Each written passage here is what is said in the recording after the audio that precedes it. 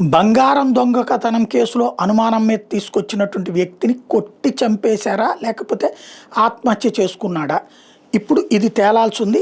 తాజాగా ఏదైతే ఏడుకొండలు అనే వ్యక్తి నెల్లూరు జిల్లా మునుబోలు పోలీసులు తీసుకొచ్చి మంగళవారం పోలీస్ స్టేషన్లో అనుమానాస్పదలో మరణించాడు. పోలీస్ దెబ్బలకి చనిపోయాడని స్థానికులు అంటుంటే గడ్డిబందు దాగి చనిపోయాడని పోలీసులు అంటున్నారు. పోలీస్ స్టేషన్లో గడ్డిబందు ఎక్కడి నుంచి వస్తుంది? అది ఇక్కడ $1,000,000 ప్రశ్న. ఓ బంగారు గొలుసు దొంగతనం కేసులో చెరుకుముడి గ్రామానికి చెందిన బొల్లి ఏడుకొండలు మునుబోలు పోలీసులు అరెస్ట్ చేసి స్టేషన్లో విచారించారు. ఆ తర్వాత స్టేషన్ బెయిల్ మీద విడిచిపెట్టారు. ఈ క్రమంలో మంగళవారం ఏడుకొండల గ్రామంలో ఉన్నాడని ఎవరో పోలీసులు ఫోన్ చేసి సమాచారం ఇస్తే పోలీసులు చెరుకుముడి వెళ్ళి ఏడుకొండలను తిరిగి అదుపులో తీసుకున్నారు. అదెందుకు? స్టేషన్ బెయిల్ ఇచ్చాక మళ్ళీ ఎందుకు అదుపులో తీసుకున్నట్టు? ఇది $1,000,000 ప్రశ్న. స్టేషన్ తీసుకెళ్లి చిత్రం బాతికినట్టు సమాచారం. ఇది వీళ్ళకి ఎవరు చెప్పారో తెలియదు, వీడు ఊహించి రాసేశారు.